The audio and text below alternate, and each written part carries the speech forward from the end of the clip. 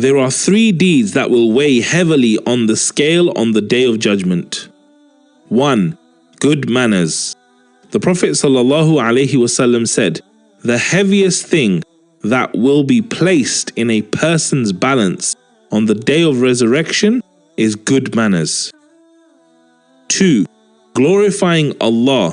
The Prophet ﷺ said, 2 words which are light on the tongue but will weigh heavily in the balance, and they are beloved to the Most Merciful, are Subhanallahi wa bihamdihi, Subhanallahil Azim. Glory and praise be to Allah.